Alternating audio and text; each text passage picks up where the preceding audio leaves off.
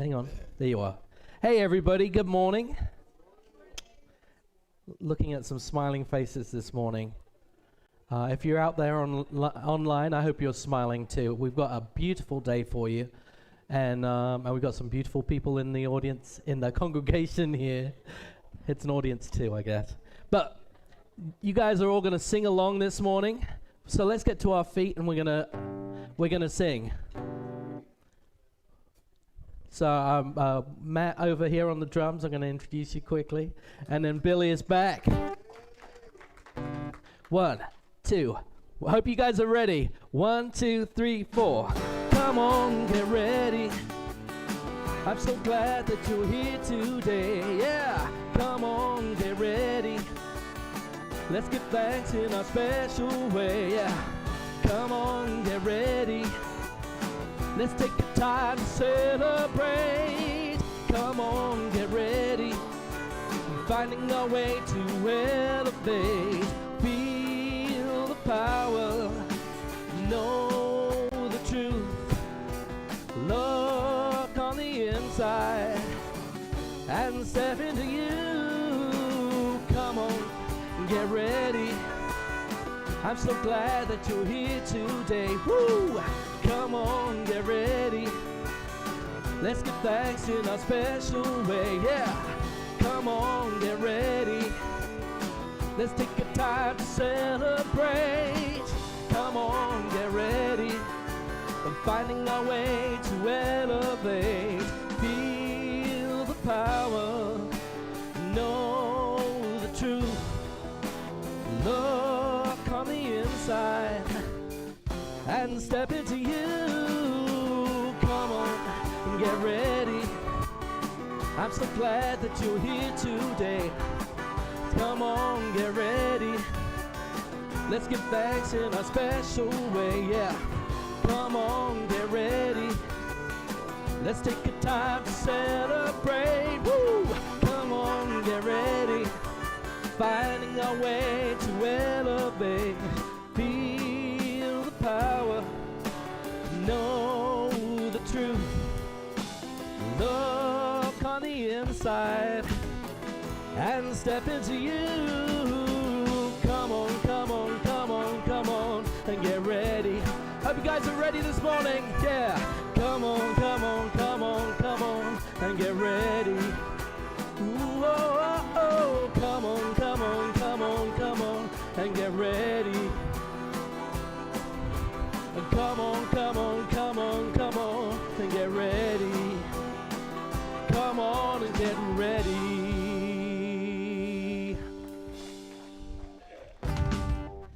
Hope you guys are ready this morning. This is one we haven't done in a long time here. I Dreamed of Rain, and we're not going to do it quite as slowly as we normally do. So I hope you guys are ready.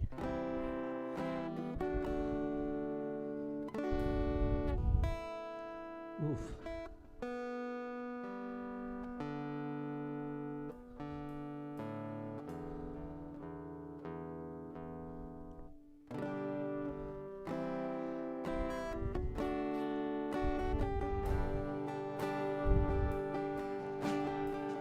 I dreamed of rain, and the rains came, soft and easy, sweet and clear. I dreamed of rain, and the rains came, and peace spread over the land. And flowers bloom in the desert, and the air is fresh and clear. I dreamed of rain, and the rains came, and peace spread over the land. I dreamed of freedom, and the moon rose, and the way was easy, and the path was clear. I dreamed of freedom, and the moon rose, and peace spread over the land,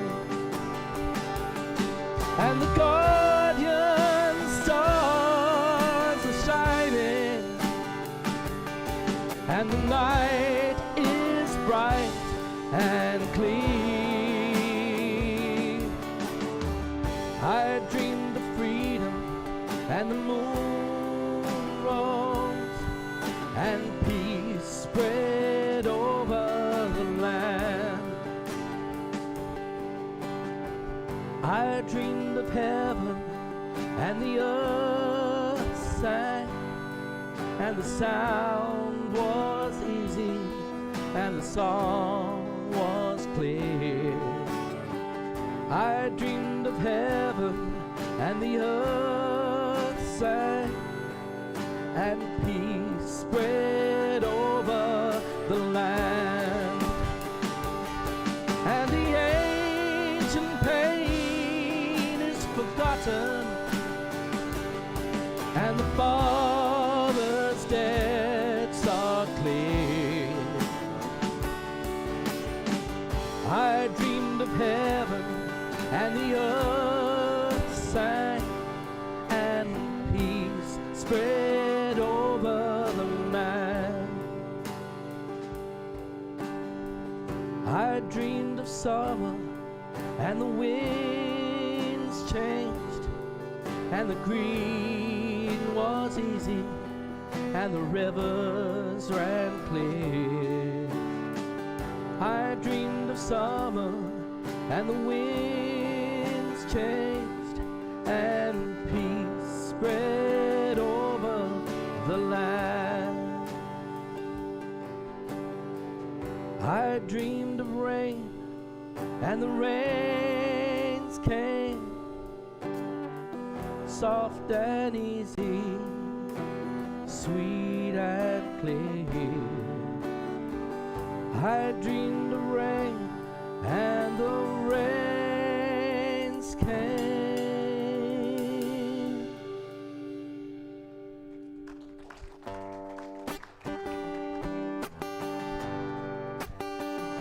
You are a blessing, you are divine, you are the one you're waiting for, so let it shine. You are the reason, you are the way, so step out of your comfort zone and live today. Here comes the sunshine, that's you folks, as you're walking down the street, blessing all the people and everyone you meet. You are the sun, you are the sun. Sing it with me now. You are the sun, you are the sun, you are the sun, a part of God. And as you're passing through this world where angels trod, you are deliverance, you are the light, you are the brightest, lightest star, shining bright into the night. Here comes the sunshine, as you're walking down the street, blessing all the people and everyone you meet. You are the sun, you are the sun, you are the sun, you are the sun. Sing, I am the sun, I am the sun, I am the sun. Yes, you are, I am the sun. Sing it to yourself now. I am the sun, I am the sun, I am the sun.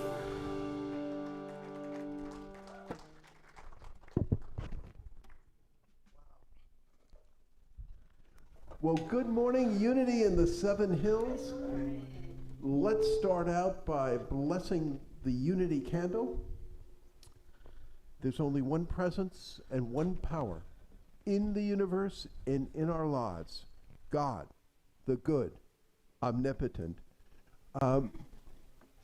We're still in the season of Lent, and I know many of you have memories of Lent being you give up candy.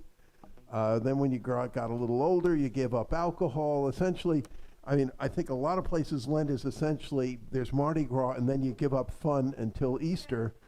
The Fillmores put a much, I think, more spiritual twist on this about what Lent is all about, and I think Unity headquarters came up with a wonderful booklet this year on 40 days of letting go, and we have some copies still in the back. They said that Lent was a period where we could let go of error thoughts.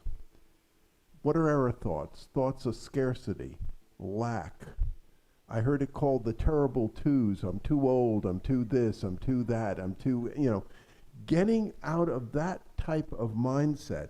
And what's beautiful about this booklet, a lot of days they go through a lot of common, oh my God, one time I got it, it was in the morning and I got this health report. I mean, it said basically okay. And I'm sitting there thinking, well, okay now, but what about 10 years from now and all that? And I open up this booklet and it says about giving up fear of what things are going to be, 10 years, in the future, that kind of letting go of error thoughts.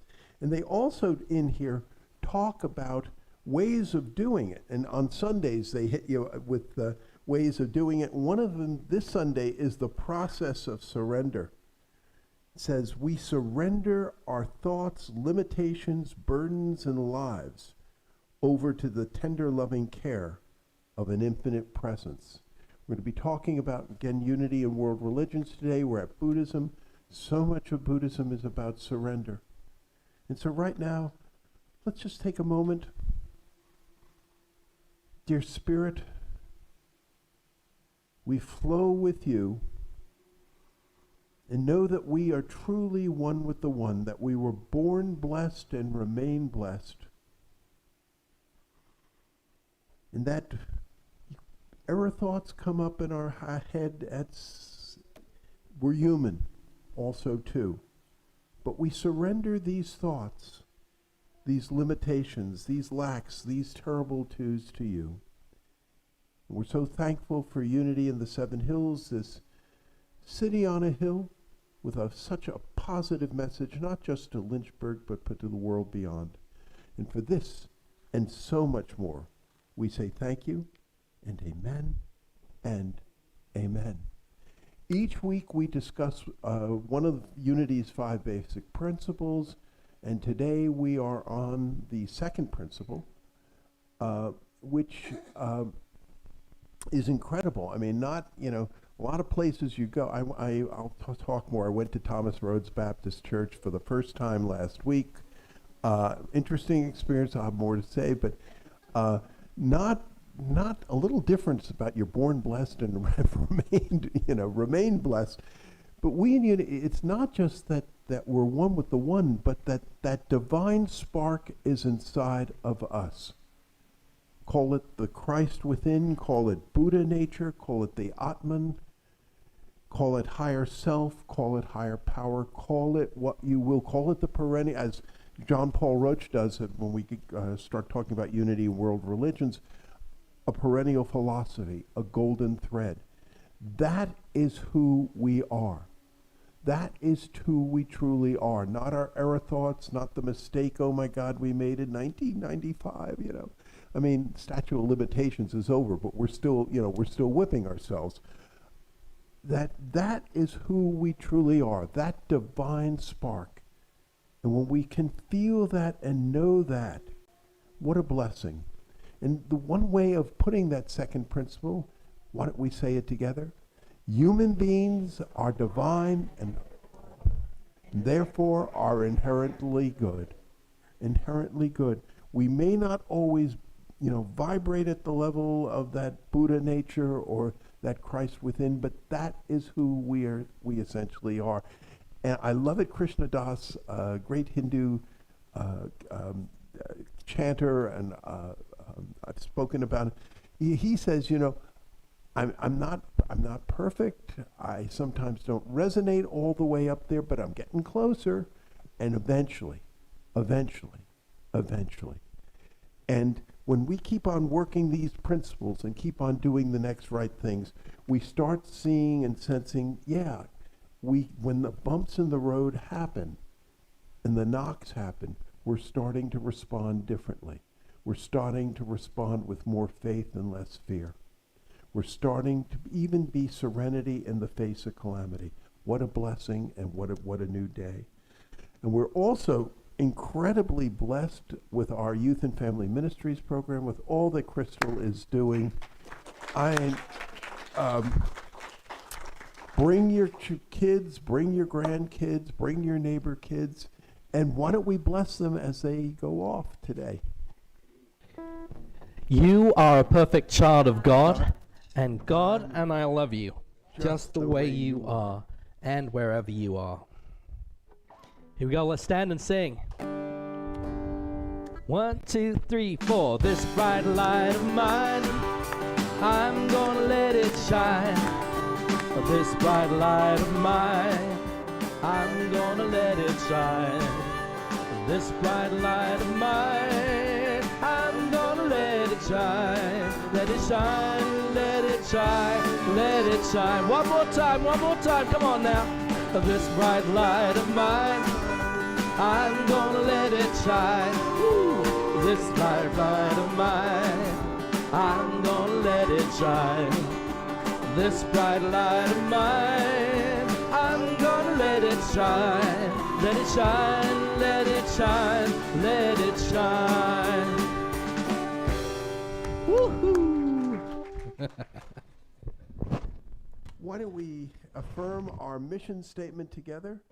Unity in the Seven Hills is a vibrant, inclusive community that inspires individual spiritual growth through education, prayer, heart connection, and sacred service. And our vision statement is, centered in spirit, we see a world transformed by divine love, where innovative solutions are celebrated and all needs are met. And this is Women's History Month, and so we first have asked Paula to come up and give us a reading. Thank you. Can you hear me? Second. This is the last Sunday of Women's History Month. What better way to end than to acknowledge the mother of us all? For this, we turn to the words of Ruth H. Hopkins, Dakota Lakota Sioux. It's been said that Mother Earth was the first indigenous woman. After all, she is the original life giver, the first ancestor of us all, from microscopic single-celled organisms to colossal prehistoric dinosaurs and the fabled Leviathan of the deep. Her blood, our fresh water, flows along her surfaces like so many veins and capillaries, forming rivers and tributaries that sustain us. We evolved to exist in unison, forever linked and connected as relations. We are a part of her, stardust, children of the sky and earth. She is the divine feminine, creator and mother. There is no humanity without her. Thank you. And I've asked Bob to come up and read the daily word.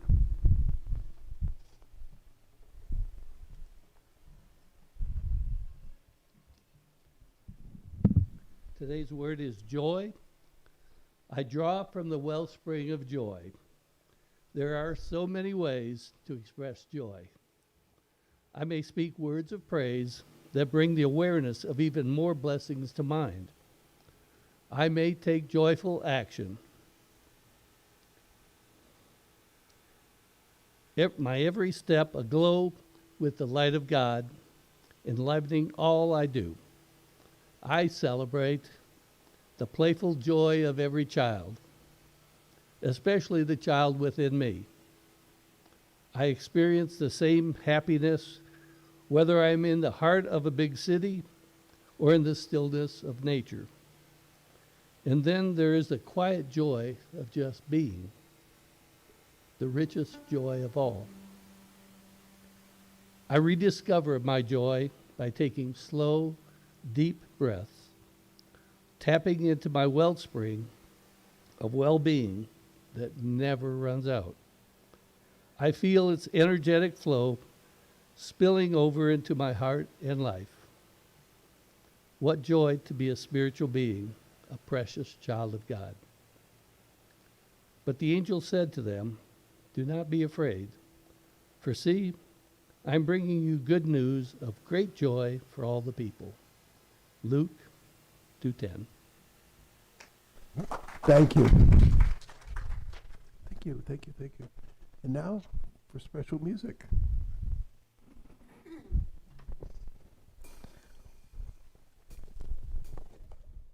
See. Yay. So this is a song I wrote a few years ago, actually. And when we're asked to look, when I'm asked to choose some music, it's not always apparent why I choose the songs that I do, but it soon becomes clear, and I'm sure it'll become clear today, but over time. But with the we're looking at Buddhism today, and one of the things about Buddhism is looking into yourself. So I actually chose this song because it came from me, and from my experience, and I feel like Buddhism is kind of at somewhere. Well, all of these things are at the core of us, of course, but for me, it maybe is more real. So so here we go. Here's my Buddhist song.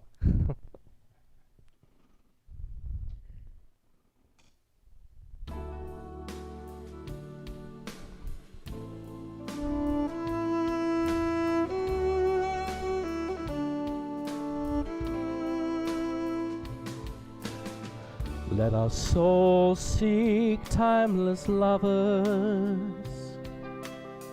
stronger river tides, all our gently softened edges,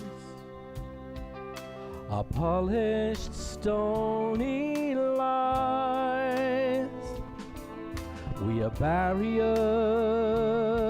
and mirrors, grieving, drawn together, joy and beauty opened wide, losing form in one another.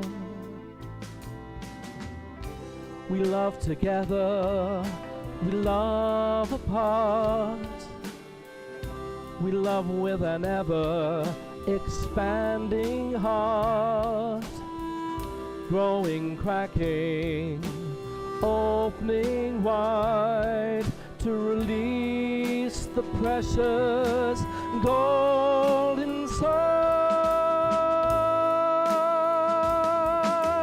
Break me open wide, break me open wide. You can sing that with me if you want. Break me open wide, break me open wide, break me open wide, break me open wide, blowing in a gentle wind, fragile and flexible as grass. We pull the light from deep within, seek our simple somewhere task. Take a foot forsaken bridge to life, our deepest wounds to heal.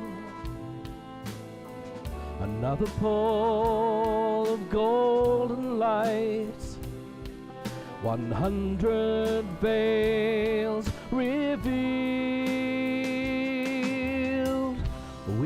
together, we love apart.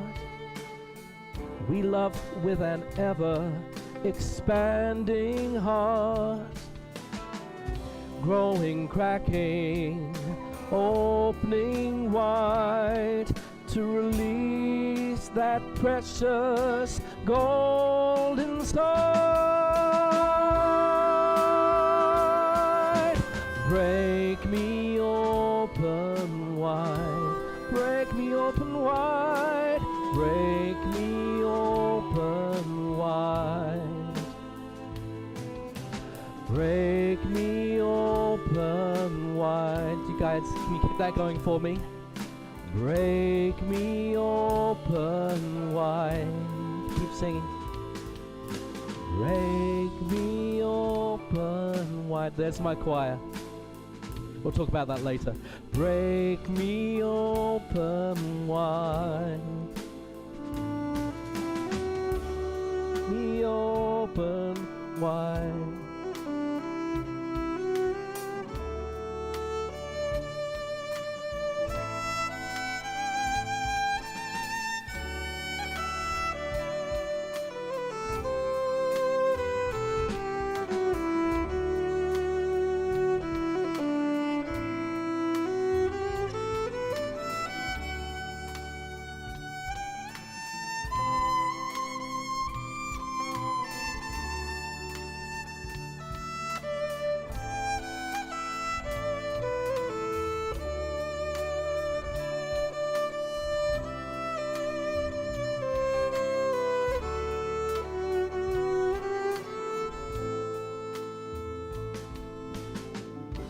We love together, we love apart.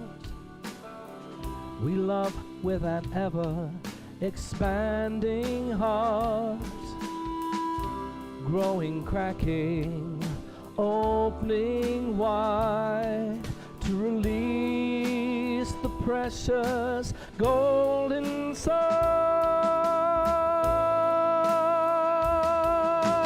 Break me open wide, break me open wide, break me open wide, break me open, break me open, break me open wide, break me open wide, break me open wide.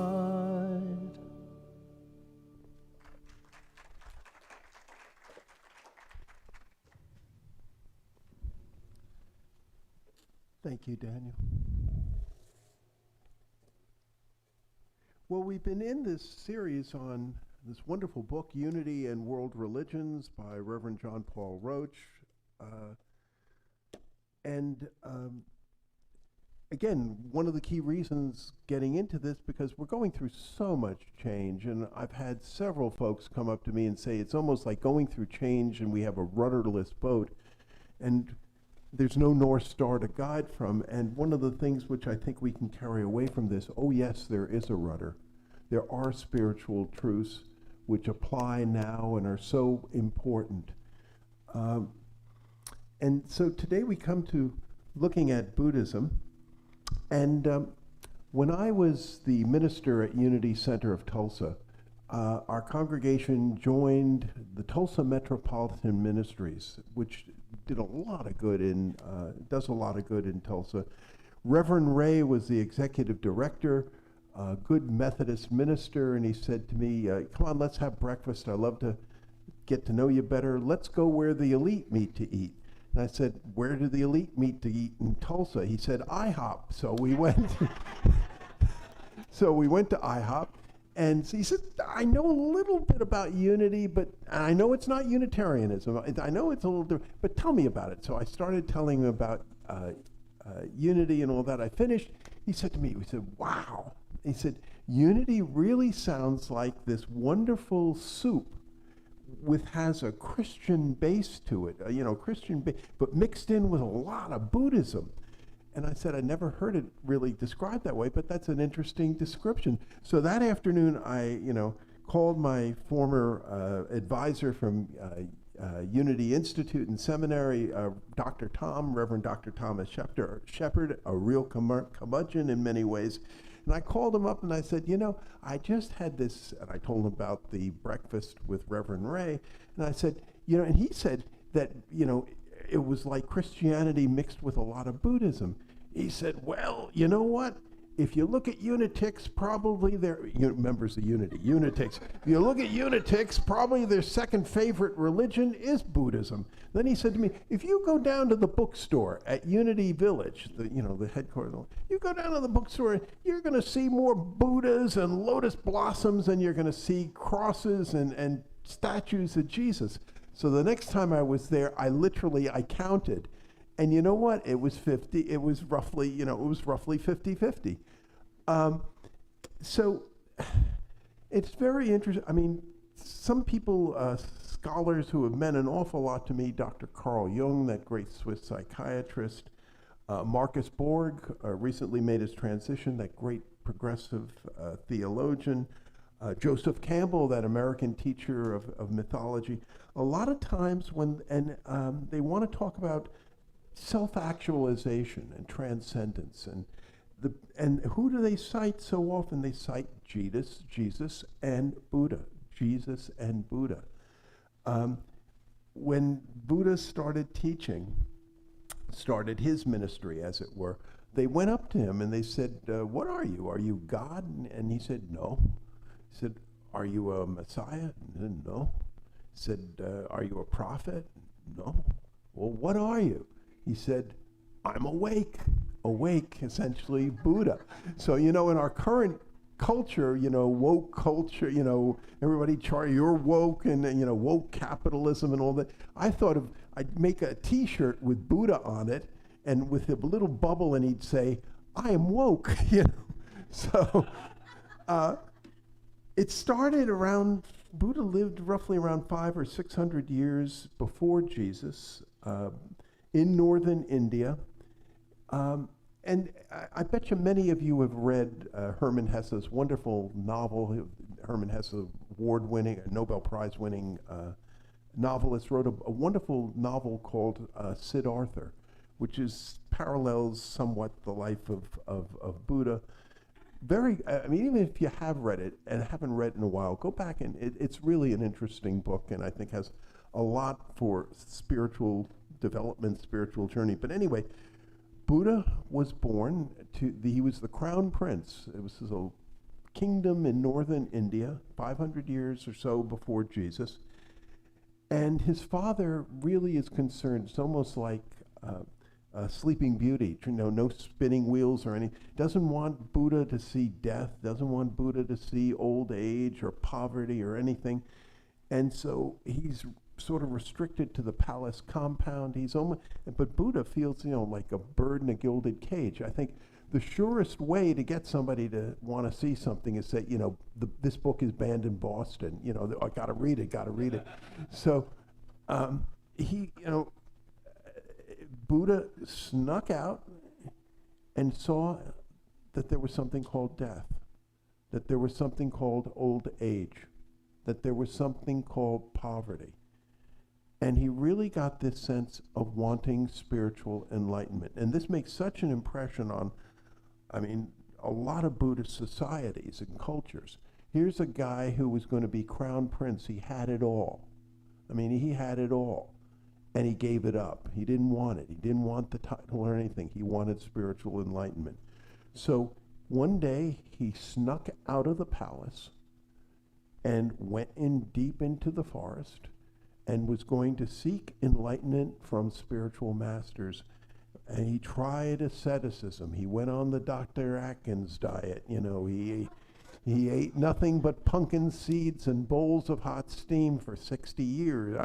He did it all. The mortification of the flesh. He did everything, and it brought him, to quote my grandmother, it brought him bupkis, brought him nothing. And he tried what other spiritual enlightened masters suggested. It didn't bring him anything. And so finally one day he said, I'm going to sit under this Bodhi tree. I'm going to be under this Bodhi tree until until I feel I've received enlightenment. Reminds me very much of Charles Fillmore, the co-founder of the Unity Movement. Now, Charles, if you remember, it was Myrtle, his wife, who was, medical science. This is the 1880s. Medical science says they can do no more to cure what Myrtle has. You're probably going to die very soon. Prepare. And it was here that Myrtle went to that famous lecture and just feels, that she is going to be healed. And knows the spiritual healing the sense of spiritual healing was instantaneous.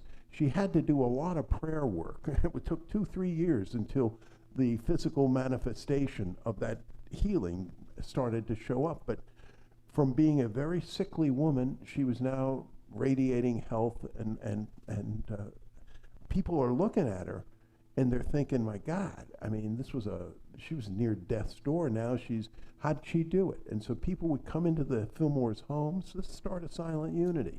They would come into her homes, ask her how you did it. She would tell them, essentially, these spiritual principles, and a lot of them recovered. Now, Charles, man of business, man of science, practical man of the world, he sees these people traipsing into his home, and many of them are getting better.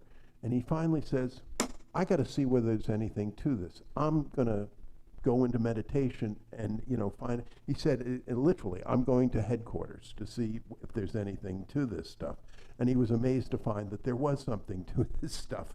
And that's then Myrtle and Charles worked together to essentially found the Unity Movement. But Buddha, very much the same way. I've tried everything, nothing has worked. He sat there under the Bodhi tree and felt that he had obtained enlightenment, and that the way out had really come to him. The way out had really come to him. Now, Buddha, he was a master marketer. Oh my God. I mean, the Four Noble Truths, the Eightfold Noble Path. I mean, he had a way of putting things together. And he really came out and he started teaching his monks what he thought was a way of enlightenment and a way to spiritual truth. And the first, he said, are the Four Noble Truths. What are the Four Noble Truths?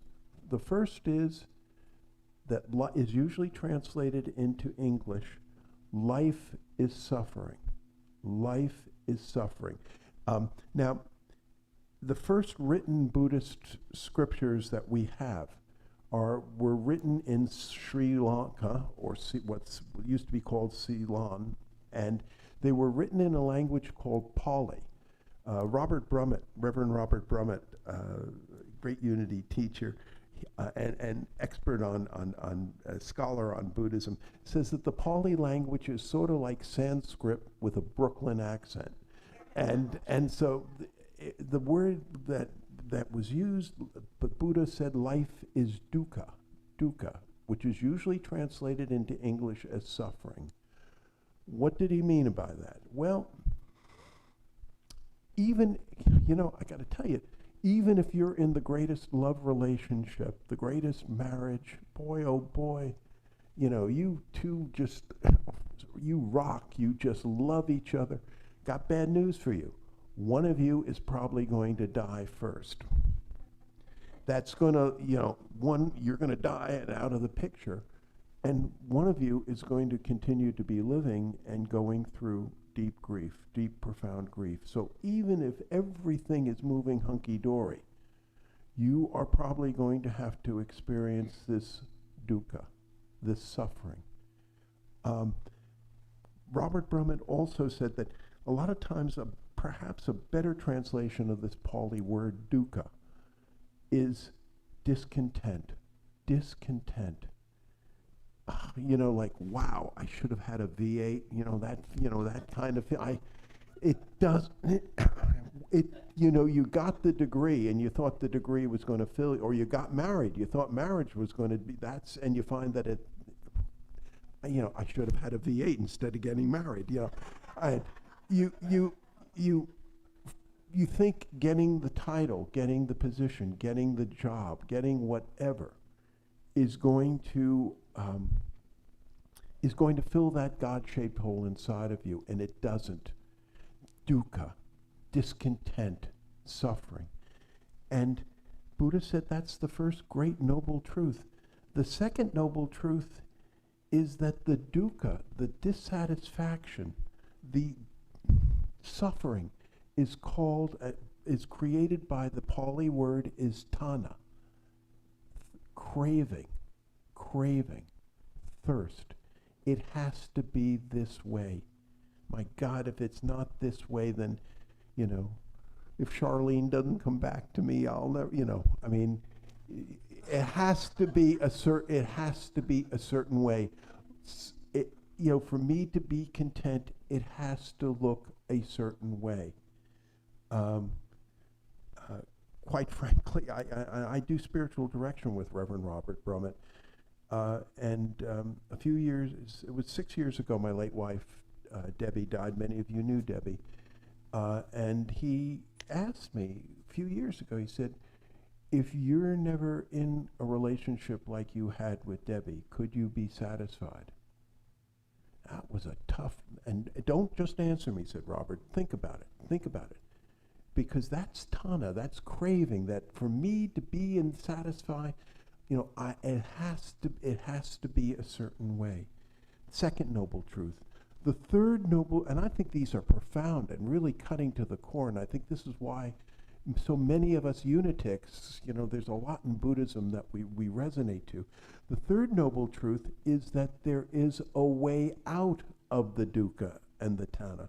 There is a way out. And the fourth noble truth is that way out is through the Eightfold Noble Path. The Eightfold Noble Path. And that you can get out of this dukkha. You can get out of this tana, that it has to be a certain way. When I was at Unity Center of Tulsa, the Dalai Lama had monks traveling around the country, Buddhist monks, and they came to our church, and it was wonderful. They were there for a week. Oh my God, and boy, the place was packed every night, and they were making.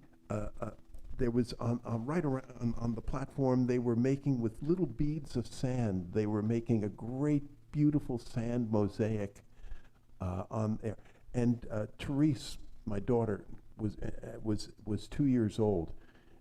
And at the end of the year, when I was trying to write accomplishments, one of the accomplishments I wrote was I kept Therese away from the sand, from dissolving the sand. But then I started reading stories. This has happened, and what happens with these monks is when it happens, because it's hours, they laugh. And the irony is, because at the end of the week they were there, you know what they did? They took a big brush and they scooped it all into, dissolution. It's nothing's left. They scooped it all into a big bucket, and we marched out and played drums, and they had horns and sang, and we dumped it in the Arkansas River. I mean, but there is a way out in the Eightfold Noble Path. Mark Twain said that nobody was ever saved by a sermon which went over 20 minutes, so I'm going to hold to that dictum too. So I'm not going through all of the 8, but 2 of the 8, which, well, actually, I think I have 3 of the 8. But he talks about right up front, right thinking, right views. Buddha said, all we are is a result of what we have thought. All we are is a result of what we have thought. I mean, sounds like Unity 101. And guess what? He said it 500 years before Jesus. And how many years before Charles and Myrtle Fillmore?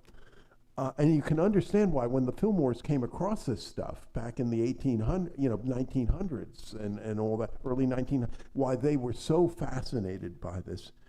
And Buddha, but the good news is Buddha said that all things can be mastered by mindfulness. All things can be mastered by mindfulness. Very similar to Jesus saying, you can't get the camel under, but God, all things are possible through God. All things are possible through that contact with that divine. Also, Buddha really stressed right action and right conduct. right action and right conduct. The interesting thing is when you get to Buddhist theology, and now I'm quoting from Reverend Paul. Reverend Paul says, although Buddhism doesn't speak of God as an entity, it certainly does approach the idea of wisdom consciousness or presence using terms which reflect the divine, or a divine idea. Very similar to some folks in unity. For example, one of the leading metaphysicians in the modern metaphysicians in the unity movement is Reverend Paul Hasselback. Wonderful. He's been a wonderful teacher of mine, and he calls himself, just like the Dalai Lama, a non-theist. He does not have a personal deity or whatever, but what he believes in are certain principles. He believes that there are certain holy principles, certain truths which have come down through the ages, and this, he calls that divine wisdom. So it's not an anthropomorphic God or anything else like that. And he very much, and he says, very much resonates with that sense in Buddhism. In Buddhism, again, strong belief, as we talked in Hinduism, about reincarnation, about rebirth. The goal is to get to nirvana, a realization of non-self, of emptiness. Sometimes it is called a non-dual state. One of the characters or roles in Buddhism which I so admire is the role of what's called the bodhisattva. The Bodhisattva is somebody who's like, think of a wall. He's on top of the wall. He could jump over that wall into nirvana like that, but he or she chooses not to do that. Because they're trying to help as many other people over the wall. Before, they go with them. And so the Bodhisattva is very, very, very important. What the other, which I think we resonate so much too, is because in Buddhism, Buddha is not seen as the one, my God, there was just the Buddha, never going to happen again, or other people have come with enlightenment. Other people have come with showing Buddhahood, and that the realization that there is a Buddha nature inside of all of us, and it is possible for all of us to come closer and to realize realize our Buddhahood. Remember, we're talking about strengths also and weaknesses, and looking at, and what can we learn from these other spiritual practices. A great strength, my God, in Buddhism is mindfulness and meditation. There is so much that we have learned and continue to learn from our Buddhist brothers and sisters. Another, we see that strength, I think, in our culture. A lot of, we've been so interested in Zen Buddhism. One time I was reading a wonderful book, several books by he was recently, made his transition a little while ago, Dr. Suzuki. And in one of his books I remember reading, he said, here is the essence of Zen. This is the essence of Zen. And I thought, oh God, this is the essence of Zen. I better sit up and really take notice of this. He said, the essence of Zen is when I eat a peach, I eat a peach. When I eat a peach, I eat a peach. My first reaction was, that's it? When I eat a peach, I eat a peach.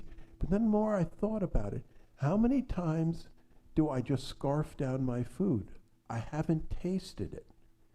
I haven't tasted it, I haven't experienced.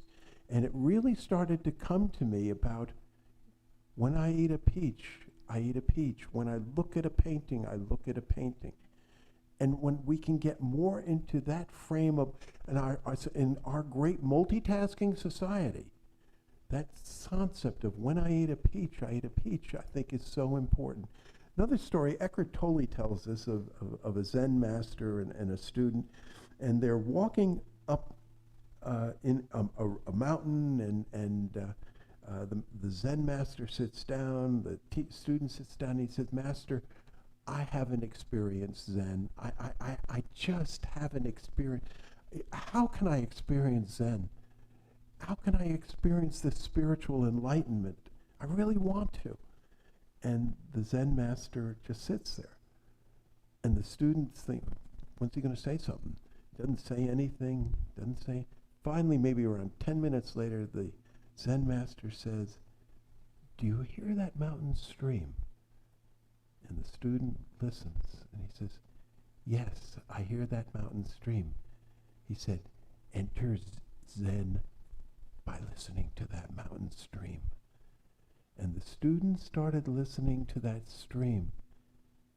And for the first time, he started to experience that spiritual enlightenment, that oneness, that, as the Apostle Paul called it, the peace that passes all understanding.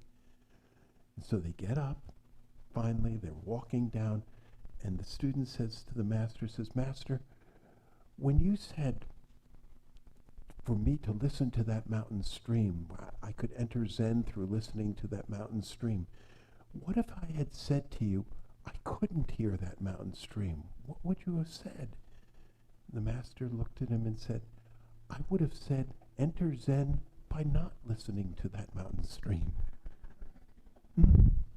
And but one of the, I think, one of the sort of like weakest links, there is, no, as Ken Wilber said, nobody gets an A plus, no religion gets an A plus and everything. And I took, you remember the first one of this series, I said I'd give unity an A plus here and but there's certain areas where we're not, I wouldn't give us an A plus at all. Well, anyway, I think a weakness or an area where, well, at least Thich Nhat Hanh realized it was an area where Buddhism could use some improvement. And remember, Thich Nhat Hanh, that great Vietnamese Buddhist monk, he was so concerned that Buddhism could turn into navel gazing, And I think, in unity, there's a tendency sometimes, the Christ within, the rest of the world's burning down or people are starving, but I'm just getting into the Christ with. So Thich Nhat Hanh became very interested in what he called engaged Buddhism. I got to tell you, I was thinking about this because this congregation is more engaged socially about social concerns than I've come across in the other Unity churches I've been associated with. So I was thinking, well, then we at Unity of the Seven Hills have got it made in terms. I was thinking, no, what we should be doing more of is helping the rest of the Unity movement realize why it's important to have a food pantry, why it's important to do this. And so I think we can learn an awful lot from Thich Nhat Hanh and engaged Buddhism. There are Buddha, unlike Jesus, Buddha lived to a ripe old age. There are many different stories about how he made his transition, how he died. But one of them is that he was at a meal where he was either poisoned or got tainted food. Tainted food. And the story is this: when Buddha realized that, he either poisoned or somebody gave him food that was going to kill him, when he realized that he was going to die from this, he got up and he went to the chef. And my God, the chef either was complicit in a plot to kill Buddha or was totally incompetent in giving Buddha tainted food. Buddha walked up to the chef and said, "Thank you for that meal. I have never had such a tasty meal." Almost like, Father, forgive them, for they know not what they do. Buddha's last words supposedly were this: all things decay. A Buddha can only point the way. Become a lamp unto yourself. Work out your salvation. I would strongly suggest, when seeking a rudder or a North Star in our contemporary society, I would strongly suggest that we not forget the wisdom of the Buddha. Thank you, and God bless.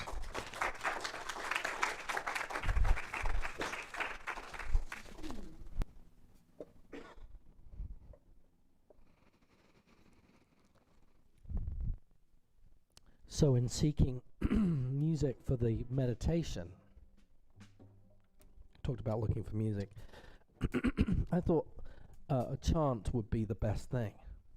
And we've done Om Mani Padme Hum before, and so I looked it up, and all these versions. We normally think, actually, let's do this right now before we even get started. Let's maybe put our hands on our laps and put our get our thumbs in the the right position here, and we'll go Om. Come on, join me.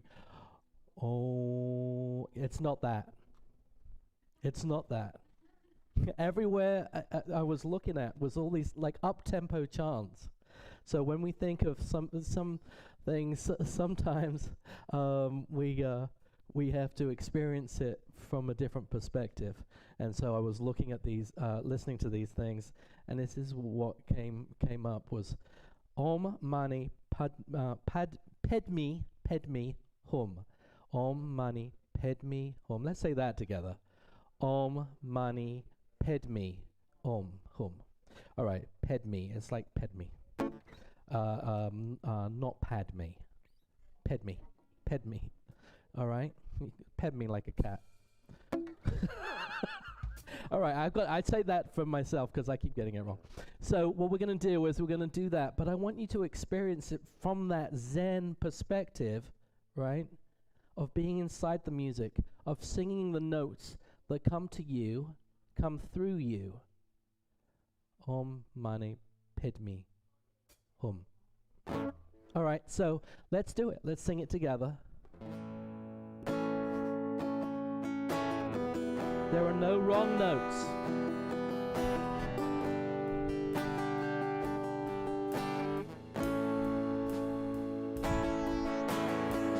Om Mani Padme Hum. Om Mani Padme Hum. Om Mani Padme Hum. Om Mani Padme Hum. Om Mani Padme Hum. Om Mani Padme Hum.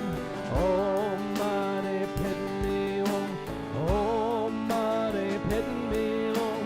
Om Mani Padme Hum. Om Mani Padme Hum. Om Mani Padme Hum. Om Mani Padme Hum. Now this means the jewel is in the lotus. The jewel is in the lotus. So look for the jewel in the experience of singing. Om Mani Padme Hum. Om Mani Padme Hum. Om Mani Padme Hum. Om Mani Padme Hum. Om Mani Padme Hum. Om Mani Padme Hum. Om Mani Padme Hum. Om Mani Padme Hum. Om Mani Padme Hum. Om Mani Padme Hum. Om Mani Padme Hum. Om Mani Padme Hum. So keep singing that, but go wherever you are taken with your notes. Experience from the inside of the music. Om Mani Padme Hum. Om Mani Padme Hum. Om Mani Padme Hum. Om Mani Padme Hum. Om Mani Padme Hum. Om Mani Padme Hum. Om Mani Padme Hum. Om Mani Padme Hum.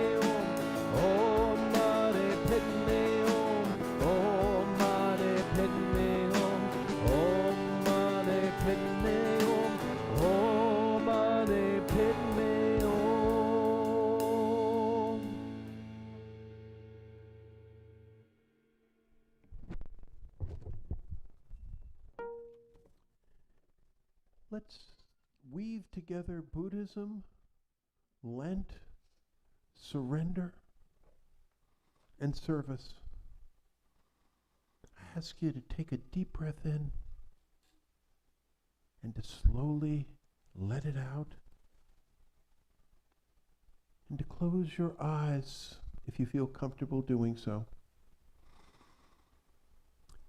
There is a famous story about two Buddhist monks. And these two Buddhist monks had taken vows never to touch women. And as they were traveling, they came across a stream. There had been rains. It was almost flooded. It was rapid. And there was a woman by the side of the stream. And she was frightened to cross it. And one of the Buddhist monks said, "Here, I will carry you across the stream." And he carried her across the stream and put her down. And then the two Buddhist monks walked on. But it was clear that the other Buddhist monk was not a happy camper. He was agitated. He felt so bad.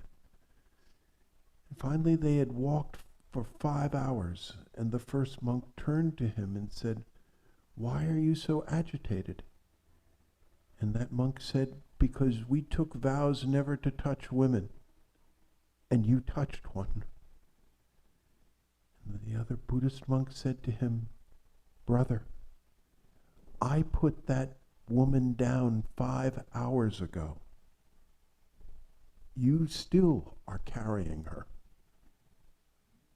How many things do we carry where it would be so much better if we just surrendered and let go? Put it down by the side of the river.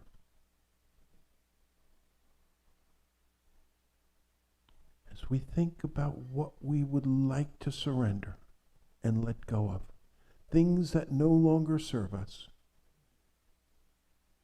and realize that there is a power and a strength beyond our egos that will aid us in doing this, we gladly go into the silence.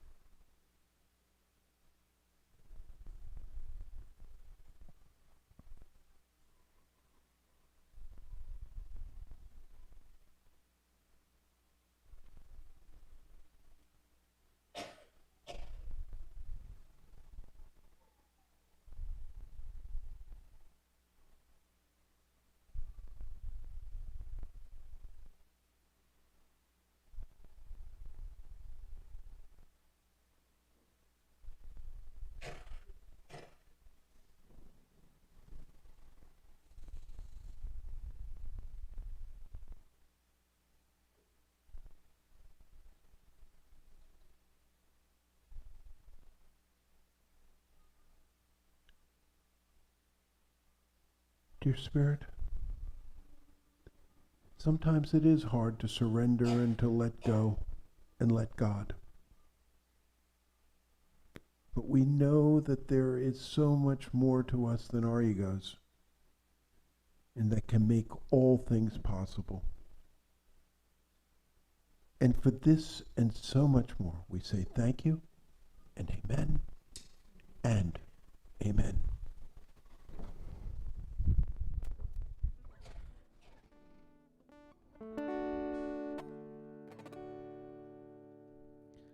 The light of God surrounds us.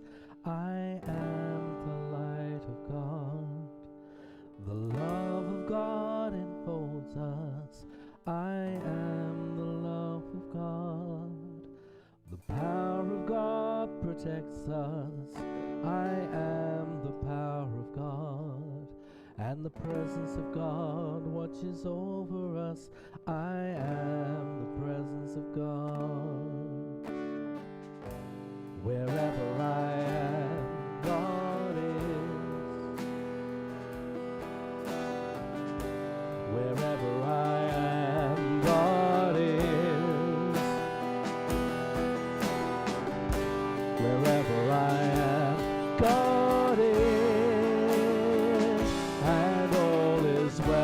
stand and sing. Let's proclaim that as our truth. The light of God surrounds us. I am the light of God. The love of God enfolds us. I am the love of God. The power of God protects us.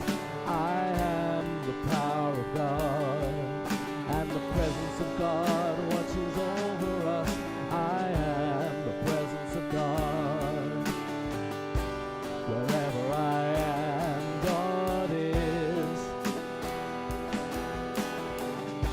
Wherever I am, God is.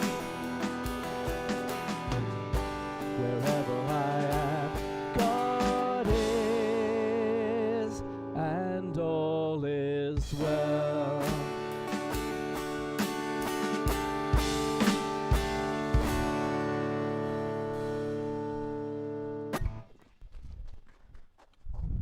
Thank you. Be seated, please. Last week, as I said, I was not playing hooky. Armand and Angelina, I saw them, the video of it, they were wonderful. I'm still trying to find out Armand's tailor. They were just, he ordered, well, everything's ordered on, you know. And I went to Thomas Rhodes Baptist Church, Jerry Falwell's church. Now, I don't agree with the theology exactly, but I got to tell you, and I wrote a column, which one of the Wednesday's columns is going to come out. There were many positive lessons there that I saw, and things which we could apply here. I mean, so much to learn. One of them was in terms of volunteers. I mean, yeah, they're a larger congregation, but they had a ton of cheerful volunteers, and it was just. It was an incredible experience. Usually, a lot of times we talk about time, treasure, and talent, and we talk more about treasure, about money. God bless us. We're at 65%. This is the congregation that paid off the mortgage before the avalanche hit, as it were. We're at 65% on this. I would ask you, if you've not, take a pledge and et cetera, et cetera. But you'll notice that there are many things there which are beyond. It looks at beyond money. It looks at talent, and this is what we really want to get at today: talent and all that. Let's say the affirmation first of abundance, and then we're going to really get into talking about beyond. And this volunteering is so important. But let's first say this. Unity in the Seven Hills is abundantly blessed. Creative people are drawn to us. Divine ideas flow through us. Financial resources bless us. And we accomplish mighty works together. We do. And to talk about, that the time and talent is really, really important. I want to ask if Mary Ellen. Don't forget the purple pen of royalty.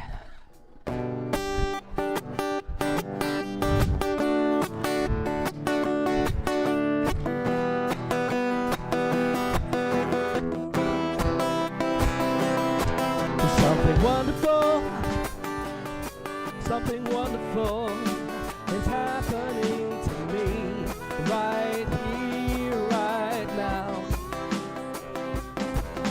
I can feel it in my body, I can feel it in my soul, I can feel it in my heart, and it won't let go, no it won't let go. All this love inside.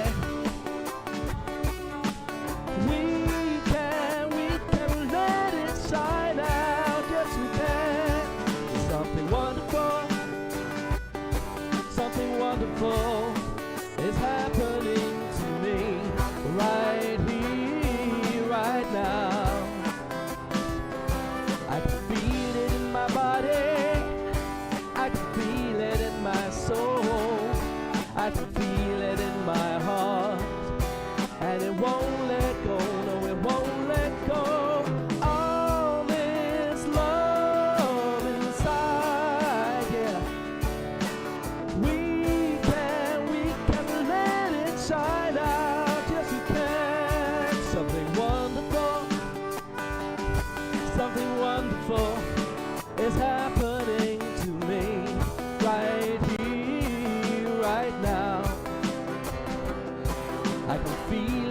my body. I can feel it in my soul. I can feel it in my heart. And it won't let go, no, it won't let go. All this love inside, yeah. We can let it shine out, yes we can. Something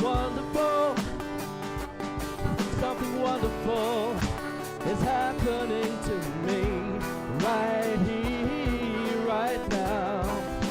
Oh, I can feel it in my body, I can feel it in my body. I can feel it in my soul. I can feel it in my heart.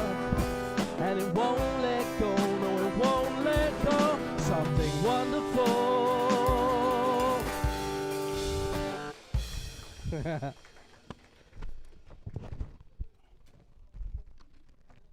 Oops.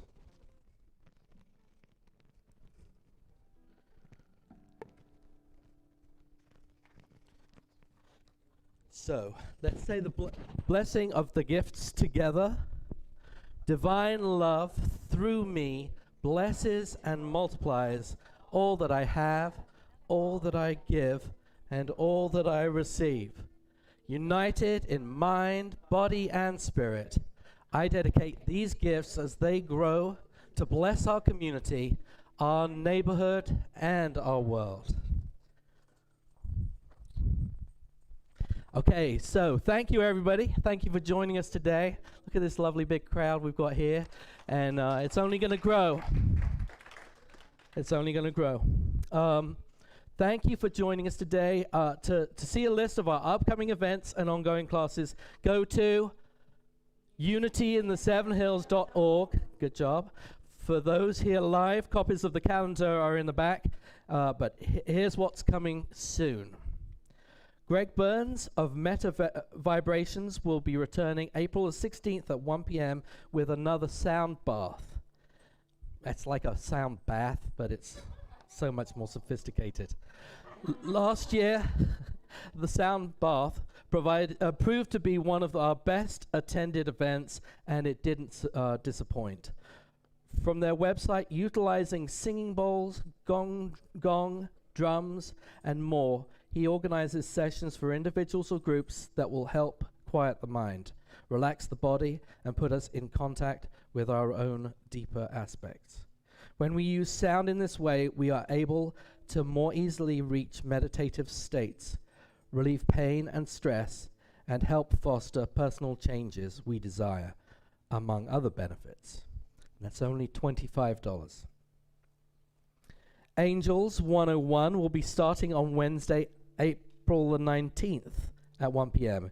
You can attend the class either in person or at the church or online. In person at the church or online. The class will look at the importance of angels down through the ages in many religions, and it will also delve into experiential ways of appreciating the angelic messages in our lives. The class will be led by Pamela Smith and Reverend Rick.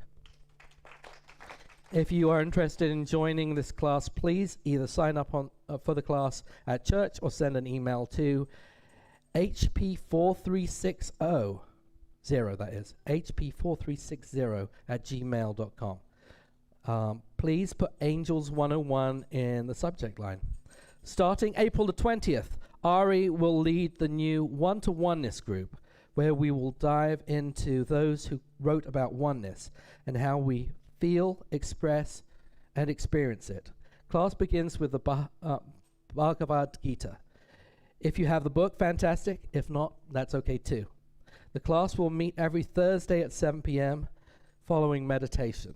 It will be a hybrid class, so if you can't make it, be sure to show up on Zoom. Choir. So Wednesdays, we're going to start this week at 6:30.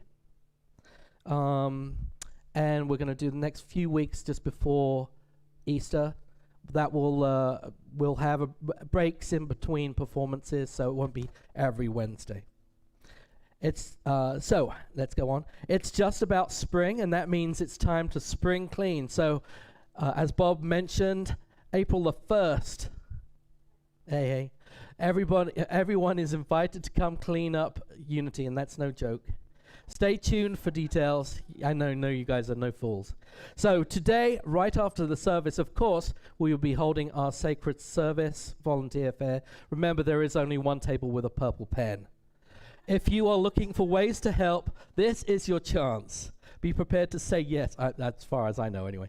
Your community is prepared to say yes back, and there will also be ice cream. So your prayer chaplain today is? Sally, are you the prayer chaplain today? Oh, yeah, yeah, all right. Yeah, just go on downstairs and there'll be prayers from the prayer chaplains. They will be around to hold space with you downstairs. We're about to sing the peace song and then start our sacred service fair. But before we do, if you are watching at home and you haven't done yet, don't forget to like, comment, and subscribe, and click on that bell icon so you know every time we go live. It's the easiest way to access our live stream. So let's close with the peace song. Thank you, everybody. See you downstairs. Yes, there is peace on earth, and yes, it begins with me. Yes, there is peace on earth, the peace that was meant to be.